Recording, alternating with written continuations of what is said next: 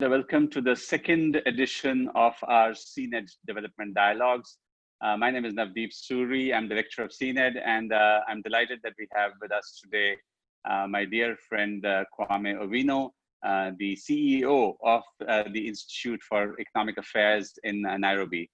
Kwame has been associated with this institute for almost 2 decades. He is a prolific writer, he blogs, and I think he devotes a lot of time personally to this whole idea of creating a more informed discussion on development and on economic policy issues. Kwame, a warm welcome to you, and let me just get started right away. Kenya has really been one of the economic success stories in Africa, much cited around the world for what you accomplished. But the COVID-19 has hit hard. How do you see its impact on your own efforts to build sustainable development? How do you see the challenges going forward? Yes, I think Kenya has done comparatively well, but obviously, I have to be honest, the region in Africa has just recently started to pull up its socks. So really there wasn't much competition. So in a way, it's just a comparative thing, but it wasn't great, or was something that's you'd call a miracle. But nevertheless, yes, I concede to that. COVID-19, obviously, the first thing that it's done is probably, it came in, of course, as a health crisis. It's now come full scale into an economic crisis. And the first thing that's going to happen is definitely lower growth than was expected. Kenya had forecast growth of 6.2% at the beginning of the year. I think that's been cut down to about 2.5%. And possibly at the end of this quarter, we'll get better data, which will allow us to actually pitch about that. But the expectation is that if the country grows at 2%, that will be really, really good, because IMF and other world institutions, forecasters who do this kind of thing, have the view that the African continent will actually see a contraction for the first time in 30 years. And that might mean that Kenya's growth would be up to might go down to about 1% or 1.5%, which is not good enough given that population growth rate's about 2%. Yeah. So obviously, in terms of growth, I think that's going to be really, really a serious one. The health crisis, in a way, I think people are just getting worried now, because we had some kind of a soft lockdown for about 6 weeks. And then obviously the president made the decision was made to actually reopen. And as people go ahead and we see the tests, the numbers of infected people is increasing. I think the fatalities have also been going up. So people are a bit scared about what happens if there's full-scale infections, and that leads to more fatalities. I think that's a thing to worry everybody as well, because that could also impact back on what modest growth is expected. And apart from the economic and health impact, I also see reports about worry in terms of the sustainability of Kenya's debt burden. Several commentators have written at length. And I was intrigued when I was reading up on this, that a lot of the responsibility for the present state of affairs, if not the past, is perhaps being placed on the fairly large and unsustainable debt burden created by Chinese loans, particularly with regard to the very ambitious railway project from Mombasa to Nairobi and on to Naivasha. I saw one report calling it the train to nowhere. I saw another which calls it the big white elephant. And I was also disturbed to see some reports about people being arrested on charges of corruption, etc. But coming back to the more substantive issue of the role of overseas development assistance in a country's development and its quest for infrastructure, how do you really see this, these worries about the sustainability of the debt burden, particularly with regard to China? Yeah, about 8 years ago, I think about 7 years ago, Kenya attained, because of some modest but sustained growth rates, Kenya attained the lower middle income status. And I think that got people in the public sector very excited. A new government was elected soon after. And their view was that infrastructure-led growth would be the way to actually escalate growth rates beyond 4 or 5%, aiming towards 8 to 10% and to sustain that for a generation. So the goal was okay, but the way they chose to do it is basically infrastructure-led growth. And one of the things they did was they borrowed from everybody else. So this really is not just a Chinese problem. The problem in Kenya is just the two factors. The first factor is, yes, growth to GDP. So the quantum of growth has been high. The quantum of debt, but also at the same time, the nature of the debt itself. So most of the debt was short-term loans, which came in the form of private debt, contracting under the Eurobond series, which the government of Kenya has procured. 3 huge loans with very big, very small periods for payment. So obviously that stresses the whatever. So I'll give the example. Just 6 years ago, the annual debt servicing costs for Kenya was about $2 billion a year. This year, it's almost 10 billion. All in 6 years. So that tells you, and in that time, revenues have grown by, I think, about 50%. So what that tells you is that the burden, or rather the cost of debt to the exchequer is much, much higher than it could have been in other ways. And what does that mean? That the tenure of debt has reduced rather. So you're you're paying debts in much shorter periods and all that. So it's not just a Chinese problem. The problem though is, of course, the standout project is the standard gauge railway, which you spoke about. Right from the go, it was clear that the economics would not work, but a lot of money was spent on it. So there were 2 problems. It's very old technology, and the second bit is just basically that it was too expensive, given all other alternatives that could have achieved the same. So yes, very wrong policy choices were taken, but government gambled big, or rather the administration gambled big on them, and obviously now it's a time for reckoning. So even without the COVID-19, Kenya was already in a position of debt distress, and we as the IEA have been marking that for 3 years. So yes, with this coming down here, it's going to be quite a difficult time for Kenya in the next in the medium term. Yeah, I guess I brought up the railway project because, I've lived in Tanzania. I've spent 3 wonderful years in Dar es Salaam. And we used to go up to Bagamoyo, which had some beautiful beaches. And then I saw that there was this $10 billion project by the Chinese to build a port and a special economic zone and so on. And now that's been canceled as well. And in Nairobi, I think about a couple of weeks back, there was a ruling by your appeals court which called the railways project and the loans illegal. That's a pretty strong word to use. So that's why I brought it up, and I guess I wanted your take on that. That what's the illegality there? Well, the court's finding is that the illegality was that the nature, or rather that the due process was not followed in the procurement of those loans. Remember, right up to this moment, while the president promised 2 years ago that these contracts would be revealed to the public, we haven't. We've just had disclosures from investigative journalists showing that some of the terms of those loans are extremely atrocious.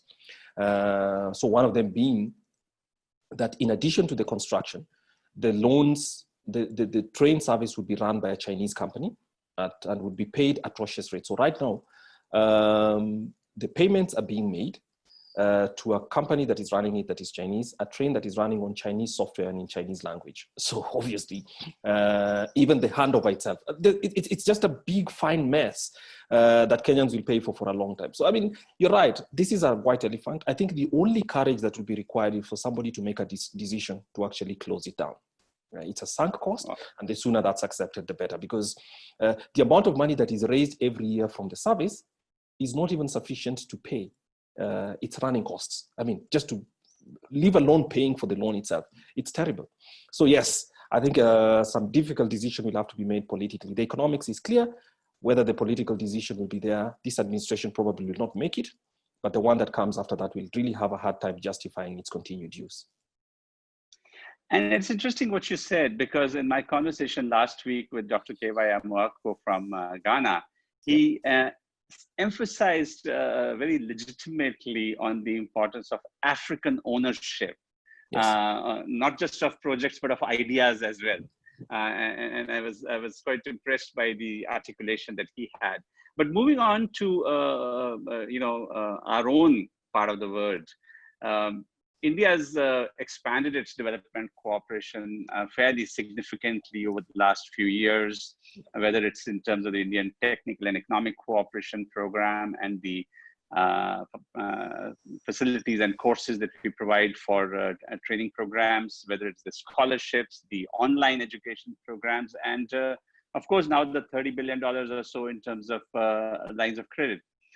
I want to think that from India, we believe that our assistance programs or development cooperation programs are very much demand driven, and we try to make sure that whatever we do in any of our partner countries is based on their sense of their priorities. But I also, there's also been a lot of discussion that can we make this more efficient? Can we be more effective? I just wanted to get your thoughts on it. How is this seen in countries around you? I'm aware of one or two projects in Kenya, for example, that have been quite successful. You also had the benefit of that you spent time in India. So how do you see this this particular dimension? Well, I think in my view, strategically, this is not necessarily to say that India should copy China's example, but I think while India has a long-standing, especially for Kenya, a long-standing cultural ties and other ties that went along. I think it went soft sometime in the early, the noughties from 2000, and China came in big on the African continent with very good and both good and bad outcomes that are now visible. So I think India could take a more informed approach. And one of those, of course, is basically continuing education and opportunities. That's very, very clear because many Kenyans today, even who work in the public sector, have experience having worked in India, having been educated in India or at least attended some kind of capacity building from Indian institutions. So that's a given, and Kenyans respect that. So obviously that's one area in which it is possible. I think the other area that's quite possible as well is trade. The possibility, because Kenyans have, especially Kenya, most African countries actually buy pharmaceutical products from Indian manufacturing firms. That too could be, is a position to open up. And there's a possibility, my view is that many people speak badly about it, but I think India should take confidence, in my view, work with the polar countries in Africa, perhaps South Africa, Egypt, Kenya, Nigeria, and a few others in the West, and actually go about considering a free trade area between India and the African continent. It is possible, it's ambitious certainly, but there's a lot of work to be put in there, but that would be more useful and actually concretize development cooperation as part of development cooperation as well. And there are many other things that would happen, because as I see now, my view is that the strongest ties between India and many African countries come with countries on the East African coast for very obvious reasons, that there's a sharing of the Indian Ocean territorial waters. So that's possible. But there's a leap that needs to be made. I think China is a major exporter into this country. There's opportunity for trade both ways between African countries individually, but collectively in India. And perhaps India should put a proposal on the table and have a discussion going forward. You make some very good points. I'm remembering that way back in 2006, I was asked to do a paper by the Prime Minister's office, and one of the issues was what the Chinese were doing. And my bottom line conclusion was it is neither possible nor desirable for India to emulate China in Africa. Not possible because we neither have the resources of those billions and trillions of dollars, nor we have the state-led top-down managerial systems that they follow. So we should work to our strengths, which are capacity building, human resources, and that's exactly what you've mentioned in your comments.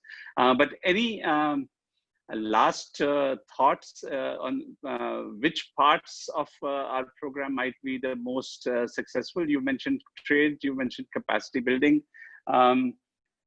What about joint ventures, technology tie-ups, particularly what about some of the newer areas that are coming up in terms of economic diplomacy, shared approaches on areas like building resilient infrastructure for climate change, or, in the wake of COVID, the whole notion of global health availability. There are areas where India has been cooperating.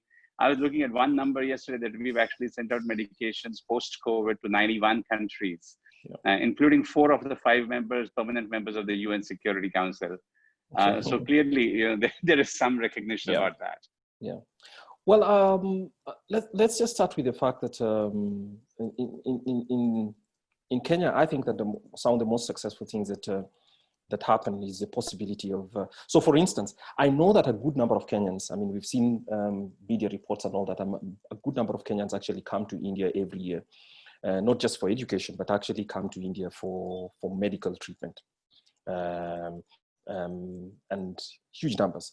So there's the possibility, in my view, for India's private sector to consider establishing similar, very high quality medical institutions up here to mirror what they do up there as a form of investment, but also as part of cooperation with Kenyan University and research centers. That's a win. It's going to, I mean, if it happened, it would be completely, it's self-evident that would be extremely useful value. That's one. So as we prepared yesterday as well, as I was preparing for this, one of the things that I noticed that perhaps the ORF should take is, in January when I was attending the dialogue in Delhi, I met quite a number of Indian people, professionals actually, who asked a lot about, and some had been to Africa and all that. But I think that maybe one of the things is it's possible. I didn't know, because I looked at the directories in Kenya, and there's no equivalent of the Indian Chamber of Commerce in Kenya. And maybe that's the place to start for Indian businesses to actually establish, and of course the High Commission has been in Kenya since Kenya's independence. So obviously these are friendly countries with great recognition, but it could step forward, but actually allowing for that equivalent. Because I looked at the directories and I didn't see, I saw one from the US, from many other countries, including one from some Southeast Asian countries, but there wasn't one for India. So that would be the place to start. So government cooperation runs on its own terms, which could also be strengthened. And I think Indian diplomacy is capable of that. The one area that I think is India's strong, very, very strong private sector, but its footprint and the possibility of actually cooperation here is not. So if I was to give advice, maybe that's one of the areas to start with. Is there a possibility of actually exchanging representatives for chambers of commerce? I think that's very, very possible, because as you stated, whether it's in technology, whether it's in research, whether it's just basically in commercial representation, I think there are vast opportunities that are still not have still not been exploited. And those are very easy things. Before we go to cooperation, is more politically sensitive parts, such as whether it's terrorism or global management of pandemics and diseases. All those are possibilities, because I think there are things that India shares, especially talking about it with Kenya, based on global terrorism threats that could also open up opportunities for discussions. Thank you. Just one last point then. You know, I was speaking with our former High Commissioner in Nairobi, and he told me that a grant from India had helped to rehabilitate a very large textile facility just outside of Nairobi. And it's been quite a success story that that factory is up and running again. And he in fact told me that it's been repurposed to make masks during the COVID pandemic. And I found it fascinating. But he also, I mean, when we were discussing, the thought came up that, do enough people know about this as a success story of India, Kenya working together, our partnership? Is there something more that we can do to build that awareness that there are these interesting things that happen in our partnerships together? Well, I think that should just depend on the High Commission in Kenya taking the forward responsibilities. I mean, other countries in Asia, including some of your neighbors, some of your large neighbors, you know, who I'm talking about, do that quite a lot. Meeting the press, doing that kind of that stuff. But I mean, I also need to mention that the High Commission has been very, very, very more forthcoming, or rather forward-looking in terms of developments such as training and all that. And one of the things that happened is 2 of my colleagues about 5 years ago got opportunity to come to India for a couple of months, and he's trained at high quality Indian institutes, which is appreciated right at the IEA. So yes, that's, but the recognition broadly, and I looked yesterday as well over the last 1 year, I did not see through Kenyan newspapers, looked at the database, and the Indian High Commission did not even present an opinion piece on Indian whatever. So yes, there are low-hanging fruits that actually could be done. I think the Chinese High Commission had 6. Well, the Chinese embassy had 6 of those. So and other countries also do that. So yes, I think there's some kind of I think that the Indian High Commission is made up of gentlemen, and they're perhaps too secure, or they have just decided to maintain a low profile, so that could happen. About this plan that you talked about as well, yes, many Kenyans don't know that. I learned that as well when it was launched, actually, because that was acknowledged and was stated. But these things require repeated statements or reaffirmations for people to get them, and for that recognition to take place in the media, but also among Kenyan citizens broadly. So yeah, there's some homework for the Indian High Commission to do. I think they're up to it. Kwame, thank you. Thank you. You've spoken candidly, and you've spoken as a friend, and we look forward to receiving your advice and inputs as we go forward on these CNED Development Dialogues. Thank you very much for joining us. Thank you too. Thanks for welcoming me.